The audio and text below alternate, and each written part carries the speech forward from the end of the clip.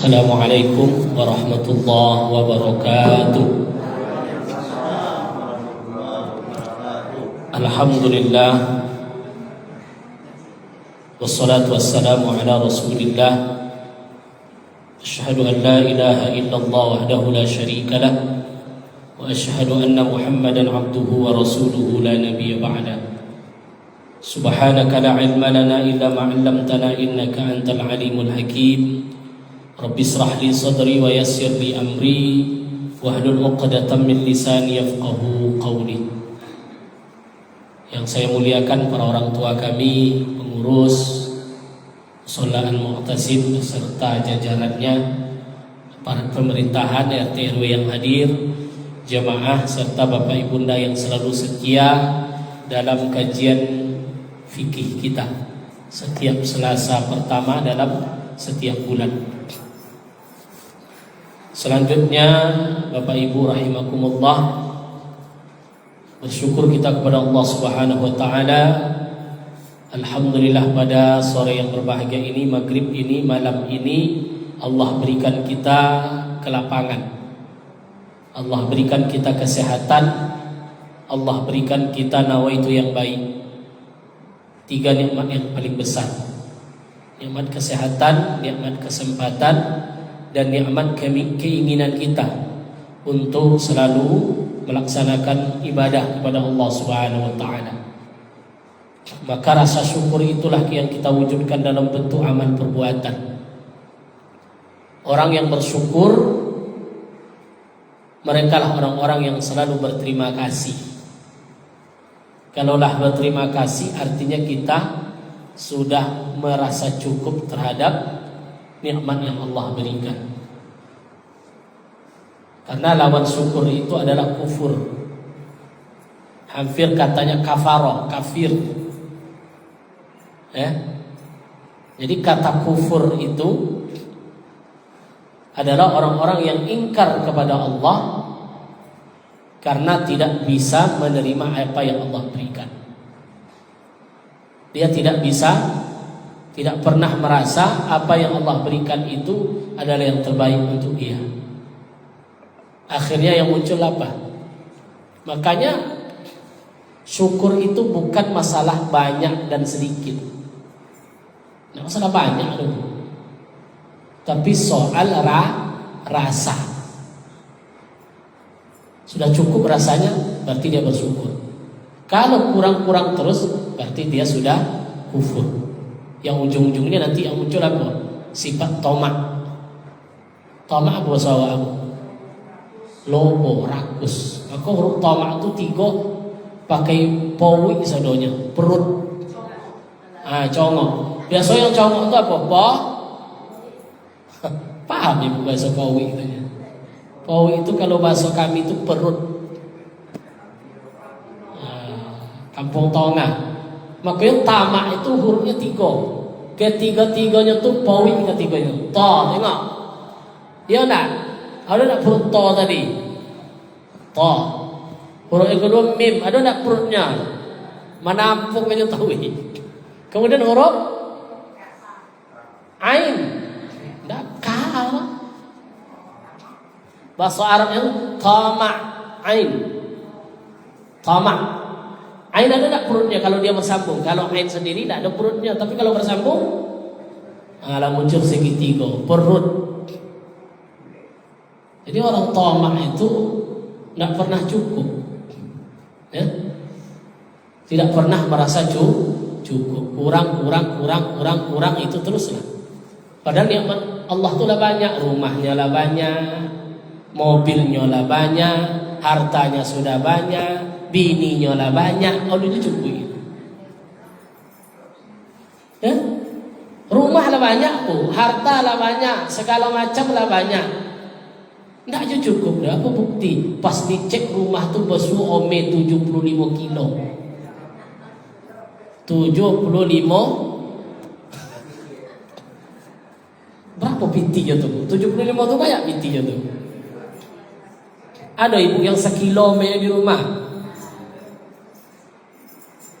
Sekilo tuh nak 7 keturunan tuh aman. 1 kilo tuh. Ini berapa banyak tadi? 75 kilo. La ilaha illallah. Gajinya udah banyak atau belum? Banyak gaji. Kalau lepel-lepel tuh 1 juta KD gaji sebulan.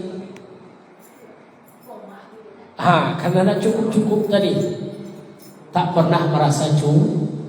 Kalau tidak pernah merasa cukup tuh ujung-ujungnya itulah.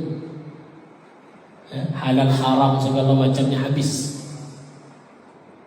Tapi namanya yang maksud dengan tamak, makanya salasul muhlikat kata Nabi, ada 3 pangkal celaka itu. Salah satu sifat celaka itu apa? Syekhun muta'. Ya, kikir yang diperturutkan maknanya apa? Tidak pernah cukup, kurang. Rupanya ujung-ujungnya nanti kalau kita tidak ingin celaka, kata Rasulullah, jangan pernah merasa tidak cukup, tamak terus. Tidak pernah menikmati kita hidupnya. Ya, maka salah satu ciri orang tamak itu apa? Tidak pernah merasa cukup. Para ulama salah satunya apa lagi? Terlalu hemat yang membuat dia menjadi kikir. Hemat itu bagus.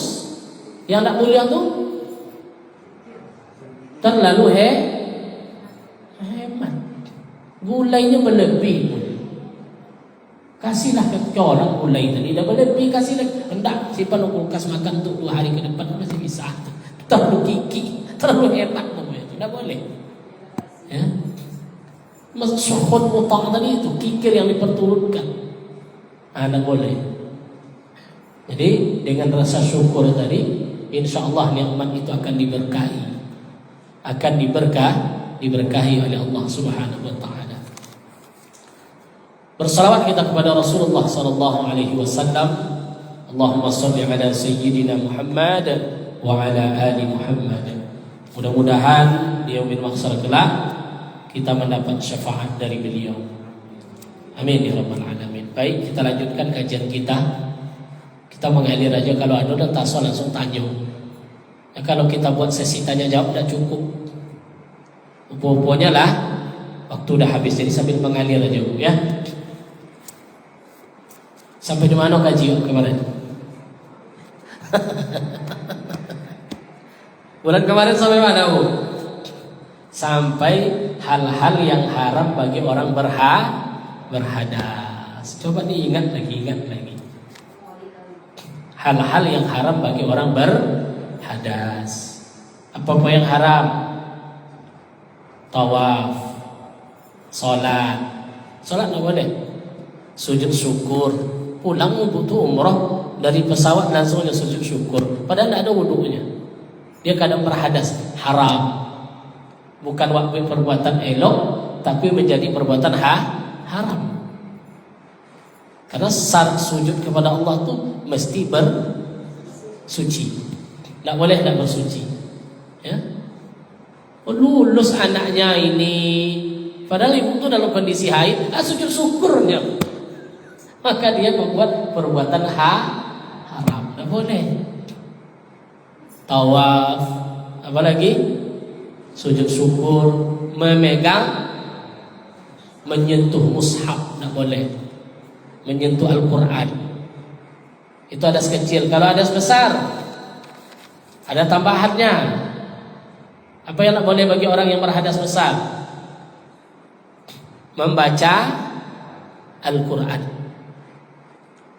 kecuali dengan niat zikir. Dia jangan paham nanti ngaji itu sampai Bu ya.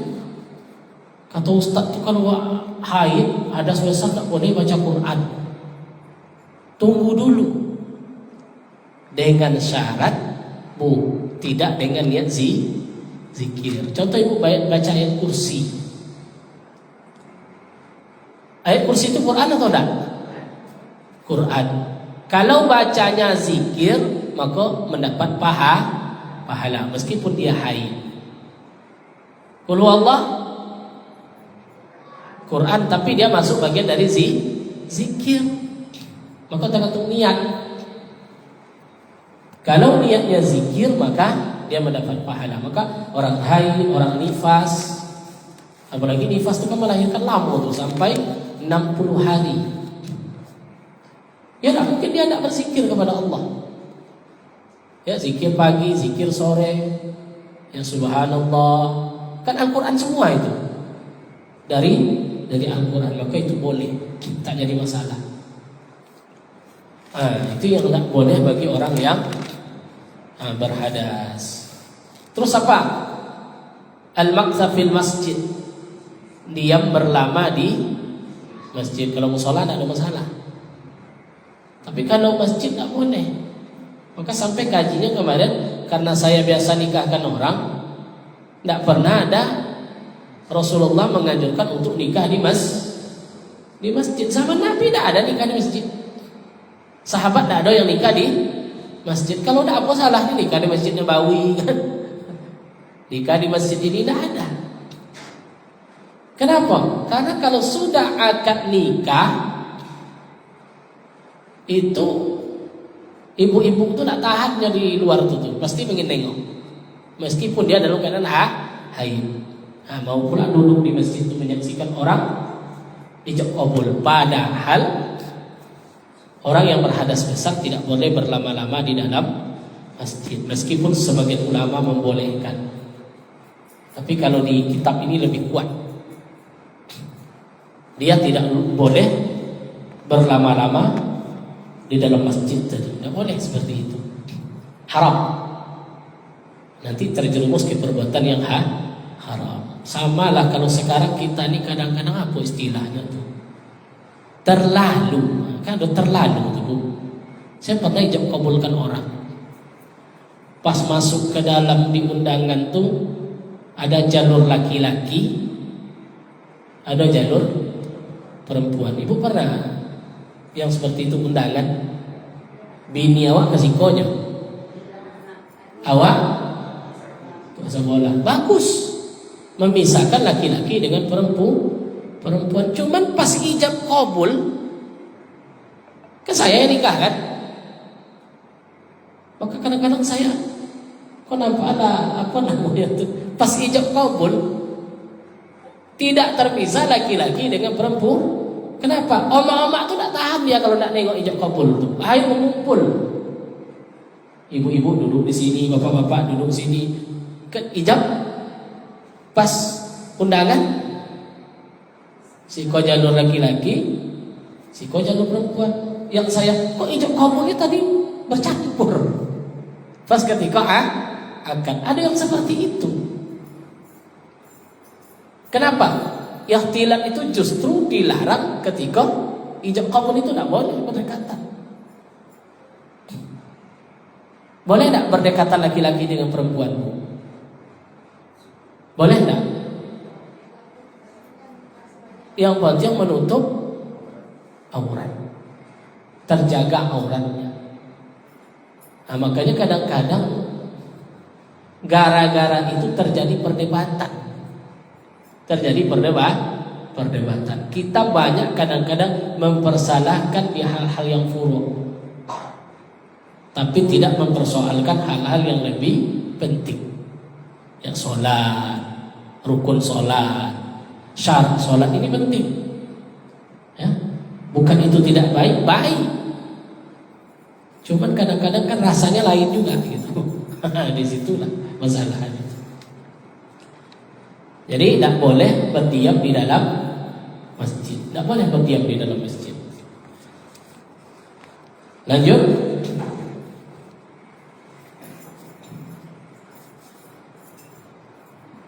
Wa tajibu qada'uhu, tidak boleh juga orang berhadas tadi sholat. Haram malah. Orang berhadas besar sholat hukumnya haram. Dan juga haram hukumnya berpuasa. Puasa tidak boleh bu. Cuman sholat tidak diqadha. Kalau puasa wajib diqadha. Oh saya Ustaz mau qadha juga sholat yang tinggal karena haid. Wa yahrum qadha. Bahkan haram hukumnya mengqadha sholat ketika haid. Itu mentang-mentang terlalu alim kan. Selama haid diqadhanya sholatnya. Haram. Karena itu rukhsah, keringanan bagi orang-orang yang berhadas besar, khususnya haid dan nifas. tak boleh. Wat taharatus saniyah. Jadi taharah itu kemarin ada dua. Taharah ada berapa, Bu? Taharah itu apa bahasa kitanya? Bersuci itu ada dua. Yang pertama berwudu, artinya tuntas ya. Yang kedua mandi, al-ghuslu, mandi. Apa yang dimaksud dengan mandi? Sailanul ma' 'ala syai', mengalirkan air di atas sesuatu, itu mandi itu. Apa definisi mandi? Sailanuhu 'ala jami'il badan. Yang dimaksud dengan mandi wajib adalah menyampaikan zat air tadi kepada seluruh tubuh. Apa maknanya? Tidak boleh satu pun yang tidak basah. Jadi seluruhnya wajib basah. Tidak boleh satu pun yang tidak basah. Nah, sampai ke seluruh badan. Wala yajibu fauran. Tidak mesti seseorang berhadas itu segera langsung mandi. Boleh nggak mandi itu dijarang? Boleh. Umpamanya ibu haid, berhenti haidnya jam 8 pagi. Boleh nggak mandinya jam 11? Boleh. Ya, boleh. Wa in asabi sababihi, sekalipun wajib ketika itu, kecuali ada hal yang mewajibkan untuk dia mandi. Contohnya apa? Mau sholat, ibu berhenti haid ketika azan zuhur, wajib tak sholat zuhur? Wajib. Maka ketika itu wajib segera mandi untuk sholat zuhur. Terjadi hubungan suami istri, dia sholat subuh, orang sudah azan, wajib tak mandi langsung? Itu fauran, di situ tak boleh ditunda, karena berkaitan dengan sebuah kewajiban untuk melaksanakan sholat subuh. Nah, inilah wala asbi kalamil fuqaha. Begitulah pendapat para ulama fuqaha. Wa mujibuhu arba'atun. Kenapa kita wajib mandi? Ada 4 penyebab. Kalau ada terjadi yang 4 macam, kau wajib mandi. Yang pertama, khurujun maniyun.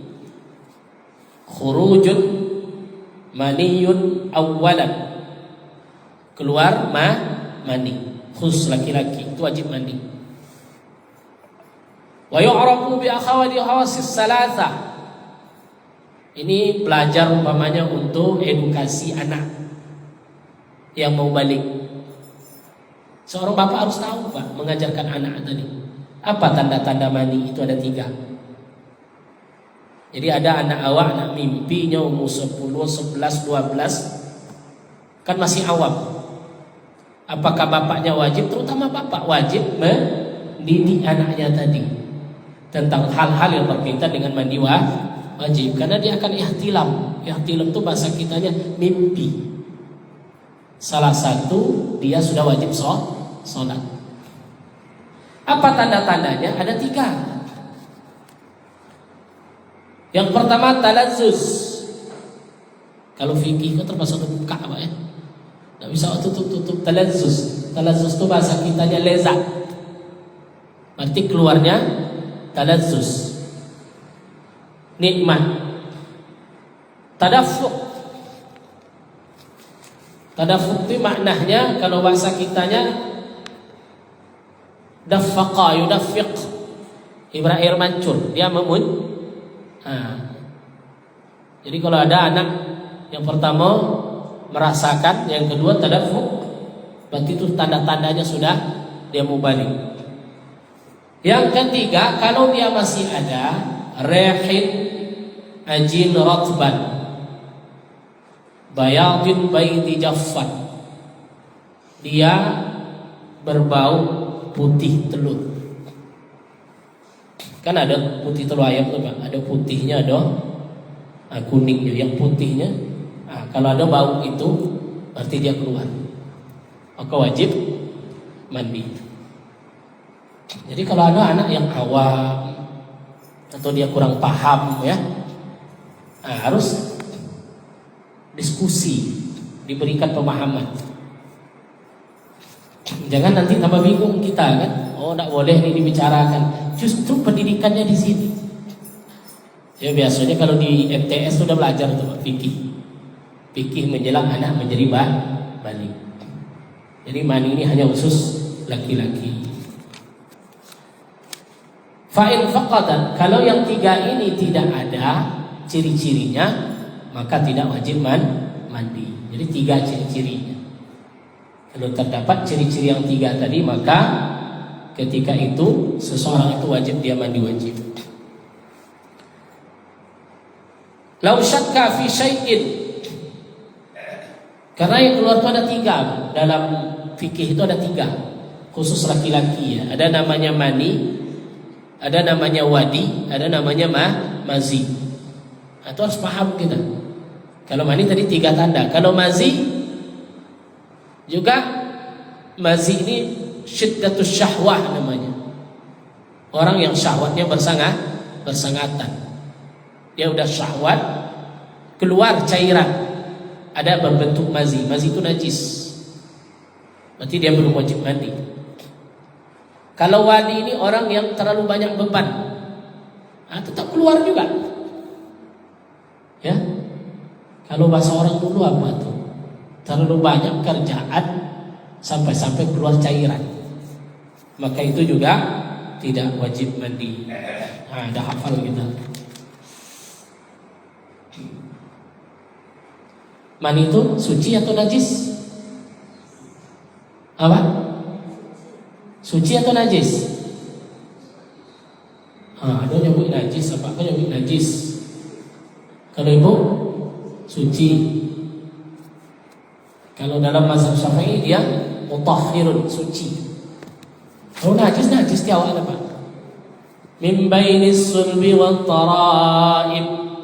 Manusia itu diciptakan dari setetes air mani tadi. Kalau itu tak suci, kan najis. Yang kedua, pernah Rasulullah tinggal di sarungnya, ya, tetap dibawa sholat karena tidak najis. Dia tidak najis. Itu yang pertama, penyebab mandi. Yang kedua, dukhulul khasbah. Dukhulul khasbah, kalau bahasa kitanya terjadi hubungan suami istri, ini wajib mandi. Kalau bahasa fikihnya dukhul khasfah. Dukhul khasfah itu maksudnya yang dimaksudkan dalam fikih itu adalah pertemuan antara laki-laki dengan perempuan. Jadi tidak mesti keluar.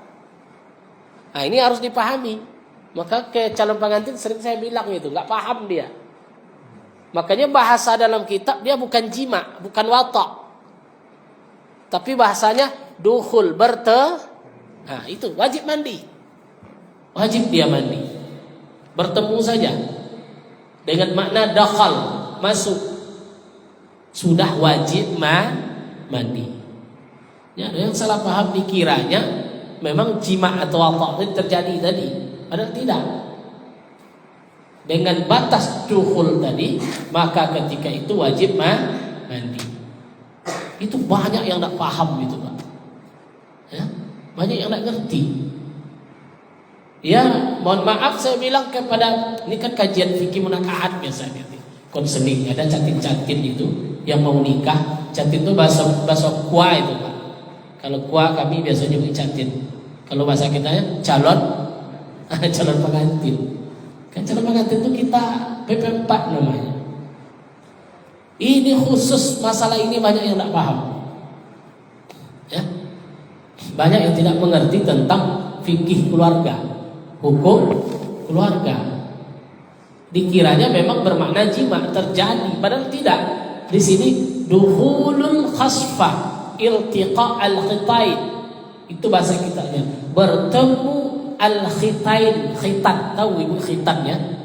bertemu dua yang dikhitan, maka wajib mandi. Wajib dia mandi.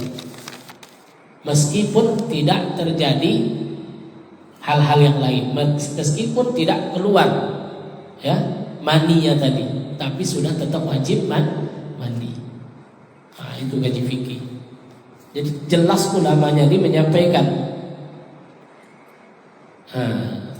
walau lil bahimah, meskipun kepunya binatang tetap wajib mandi. Ini bukan haram halalnya Pak ya, tapi hukum mandinya. Kini banyak penyakit ini Pak. Aku tahu namanya LGBT, bahkan pawai gini. Pawai pun rupa di Pekanbaru ini terbanyak. Ya, ada pesta-pesta yang tersembunyi. Isi dalam apa? LGBT. Apa LGBT itu? L itu apa? Penusi suka perempuan, suka perempuan. Bahkan di Jambi dulu buahnya tertipu nikahnya. Kasus di Jambi. Kenapa?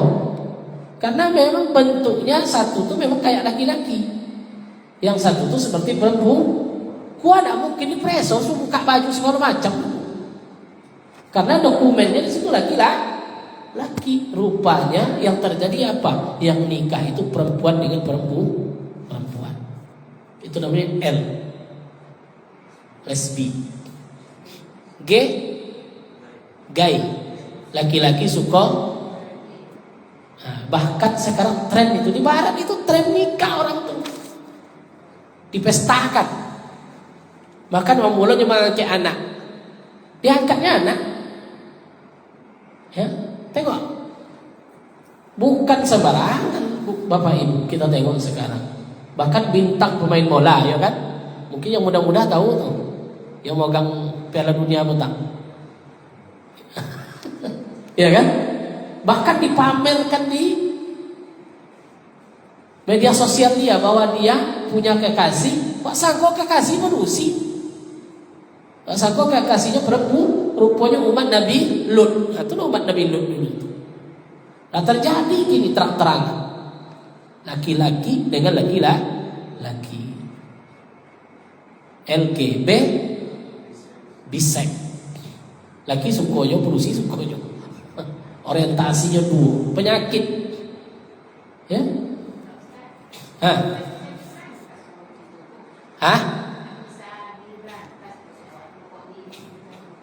Di Indonesia sebetulnya tidak diizinkan, cuman kan banyak.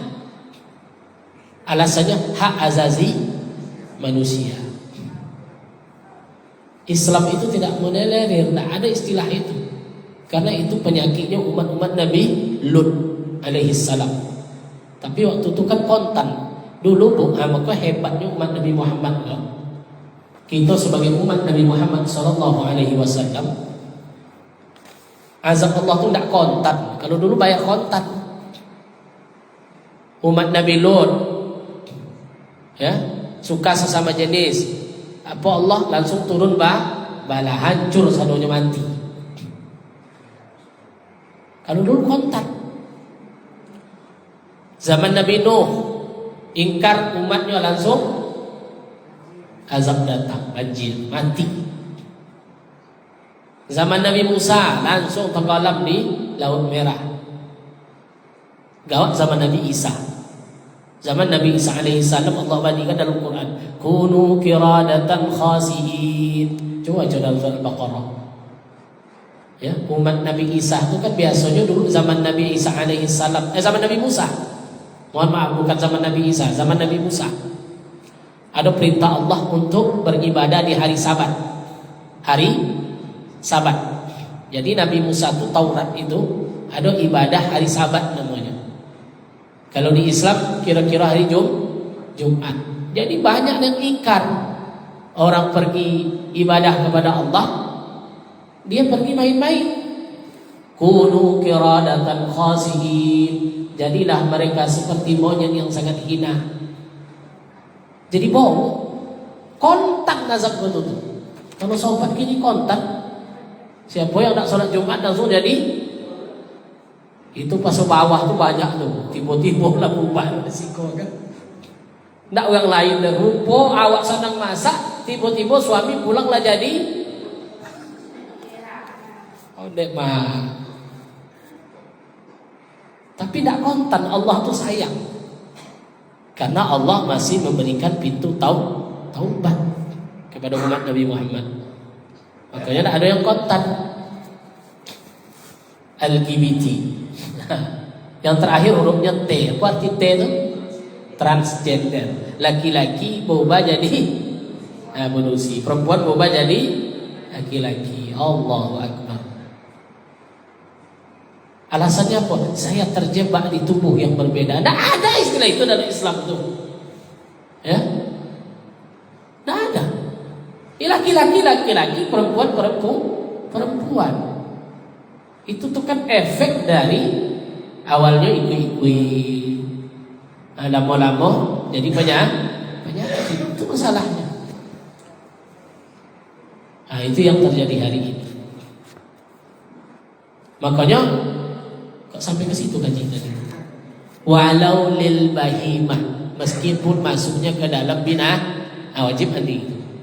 Wajib mandi. Kita bukan meletakkan binatangnya tapi hukumnya tadi. Nah, maka dia wajib mandi. Begitulah, ya.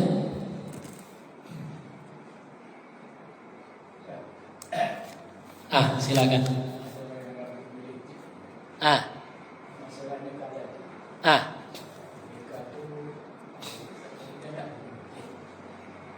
Apa? Boleh. Asal terjahat. Bekon lo boleh nikah di masjid bahaya lo kan. Nikah boleh di masjid, yang tak boleh itu perempuan berhaid berdiam di masjid. Kenapa? Maka efek dari situ sebagusnya memang tak ada perintah nikah di masjid. Bukan tak boleh, nanti salah pula hukumnya kan. Boleh nikah di masjid bagus, asal induk-induk yang haid itu dia masuk. Tak usah masuk. Biar yang suci-suci saja masuk ke dalam. Kalau di musola boleh.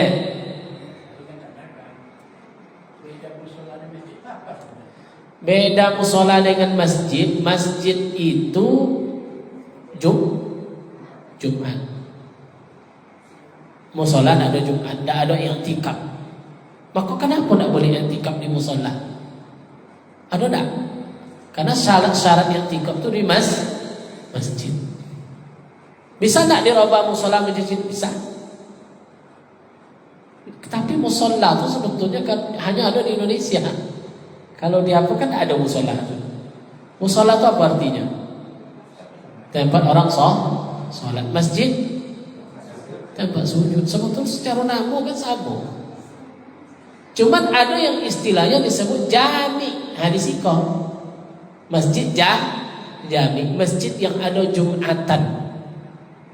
Maka di kampung-kampung dulu kenapa buya-buya itu tak boleh membuat masjid tandingan? Karena itu muncul istilah tak boleh pula buat masjid. Bukan tak boleh. Nanti kalau dibuat masjid pecah solat Jumat orang dulu sedikit-sedikit. Syarat Jumat itu 40 mukim mustautin. Wajib 40 orang mukim mustautin. Musafir tak masuk. Kalau kurang 40 dalam mazhab Syafi'i tidak terpenuhi untuk sholat Jumat. Jadi di situ, maka definisi masjid itu lebih ke situnya. Adanya sholat Jumat. Kalau tidak berarti itu tempat biasa. Makanya kalau orang-orang dulu kalau buat musola itu masih ada tuh di pesantren saya Darussalam. Saran Kabun mungkin ada yang tahu ya. Saya mondok di situ. Ada musola suluk lebih besar dari masjid. Persis seperti masjid karena pakai kubah. Luas dari Asyakirin itu lagi Pak. Tapi pas Ramadan orang pakai kelambu di situ. Makan di situ. Maka tetap namanya musol. Tidak bisa makan di situ. Tidur di situ. Kalau masjid kan memang dijaga betul dari tempat-tempat. Makanya di masjid itu tidak boleh makan. Karena makan-makan diselambinya. Untuk menjaga apa? Supaya masjid itu rumah Allah, dijaga kesuciannya. Yang lebih kepada apa yang itu Pak? Asas manfaatnya. Kalau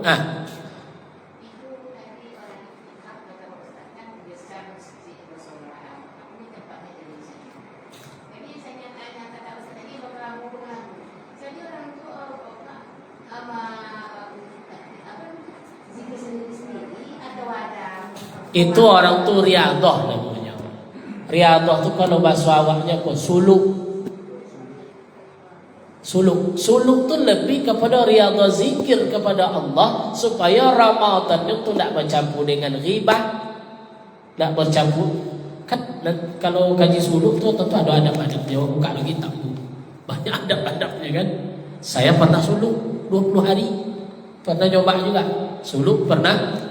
20 hari saya coba. Memang di sana tuh riadah semua ada rutinitas itulah subuh tahajud. Ya.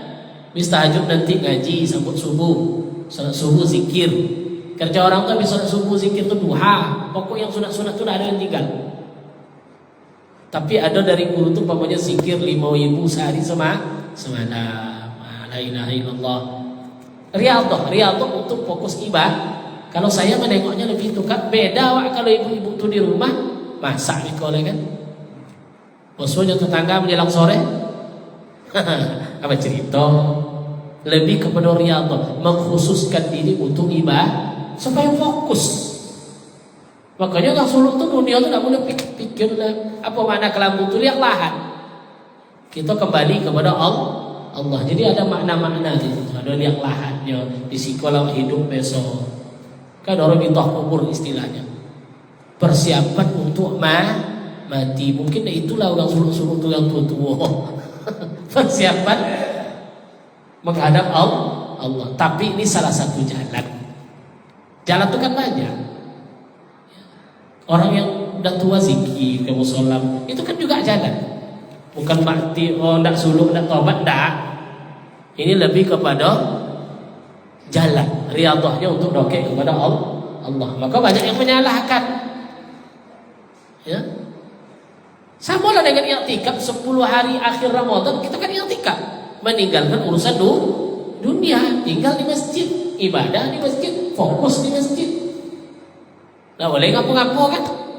Tetap zikir, wudu, batal untuk wudu. Nah itu. Paham Bapak Ibu? Yang ketiga, lama ngaji fikih mah. Thaibah. Kalau rukun i'tikaf itu salah satunya mesti masjid, Pak. Boleh zikir, baca Quran. Oh, i'tikaf ada di musola. Ya, dilakukan apa niatnya? Karena niat i'tikaf itu nawaitu an i'takafa fi hadzal masjid. Sunnatan lillah, saya i'tikaf di masjid ini. Karena ada bahasanya masjid. Begitu. Tidak salah. Cuman salah tompeknya. Tidak dapat apa-apa ada i'tikaf.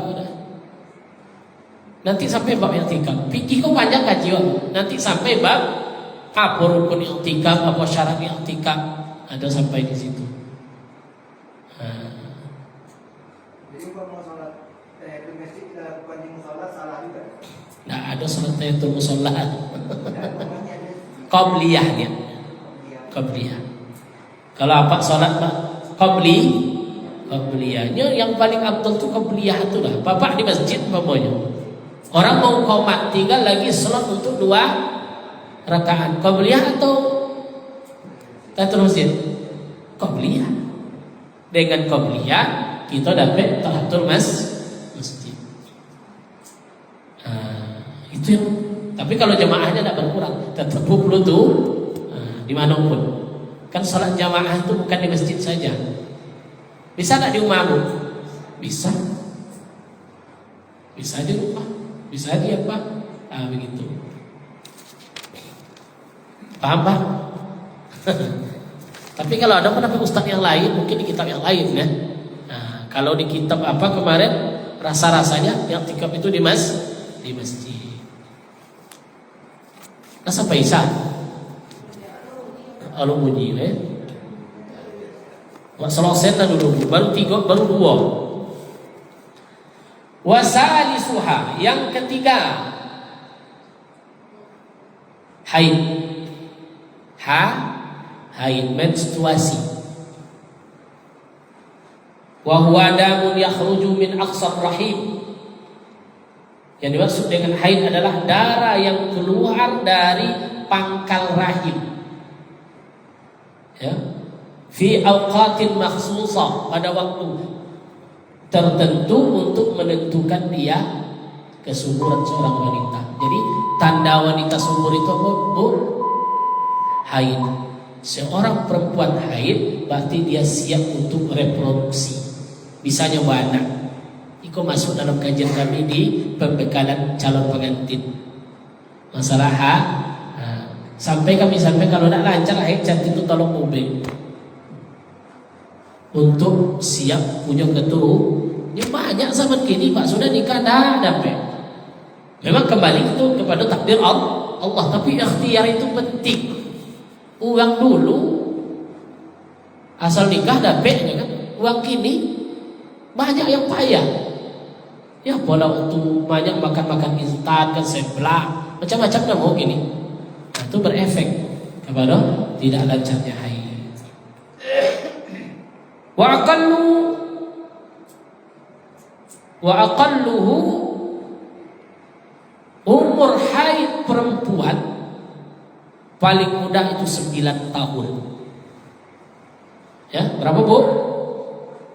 9 sinin qamariyah.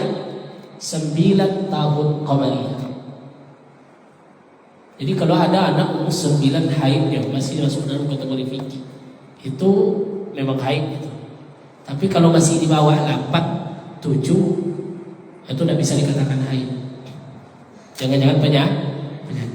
Jadi batas dalam fikih itu 9. Makanya fikih itu banyak ilmu kesehatan di situ. Banyak ilmu kesehatan. Maka besok kaji berapa paling lama haid, berapa sedikit haid, berapa kebiasaan haid, dan berapa lama suci di antara haid.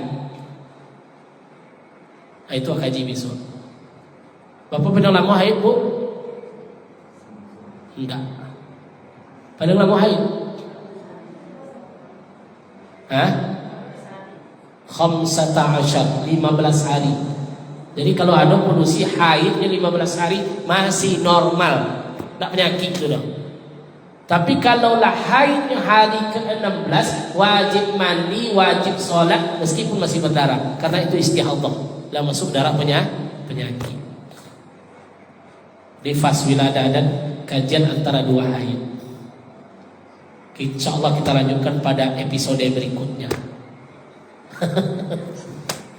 Ya sebotong ngaji kau tuntas haid masih penyebab mandi wajib, kan? Ada berapa penyebab tadi? Nah, 3 lah ompek. Ompek penyebabnya. Berapa untuk laki-laki, berapa untuk perempuan? Kenapa bisa seperti itu? Nah, besok kita jawab, ya.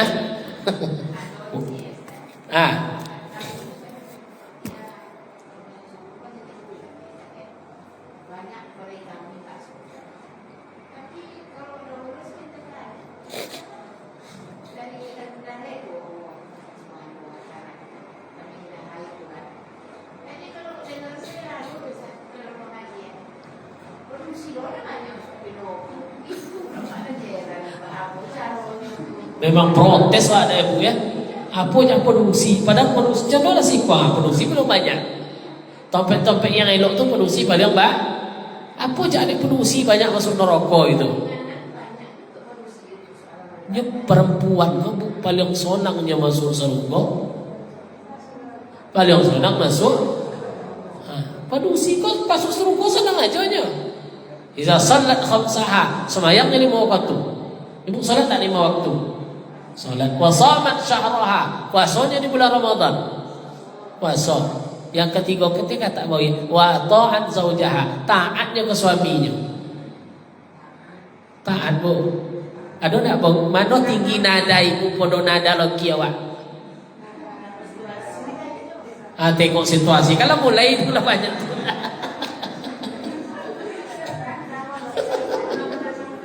Tengok kondisi dia kan. Kalau dulu kata mama awaknya suruh bodoh di bawah telapak kaki ibu. Iya. Penasaran juga pindah sama suami. Memang pindah tanggung jawab itu kepada suami. Karena suami itu berkewajiban memberikan nafkah lahir, nafkah batin. Yang masak itu sebenarnya siapa? Kan? Yang nyuci itu sebetulnya siapa? Suami. Yang masak suami, yang nyuci suami, yang nyapu sebetulnya suami. Tapi kalau suami nyuruh masak, tandanya taat kepada. Tapi kewajiban apa? Jujur itu kewajiban suami. Jadi istri itu tidak berdosa aja. Makanya tapi ada komitmen sebelum namanya menikah. Kok dia masak apa nikahnya dulu? Payah nyuci, payah nikahlah dengan itu dicarikannya pembantu kan, segala macam. Tapi yakin ibu apa yang ibu lakukan luar biasa. Mungkin masak tadilah menyuci molo anak itu yang membuat kita masuk surga. Karena pahalanya luar biasa. Yang penting ridho suami. Maka kepada suami itu saya berharap selalulah ridho kepada istri awak. Jika apalah awak kesal, tetap ridho, doakan. Doakan. Panjang haji jadi kemana pagi-pagi. Baik Bapak Ibu dan semua, insyaallah kita lanjutkan pada pertemuan selanjutnya. Mohon maaf apa yang disampaikan tidak pada tempatnya.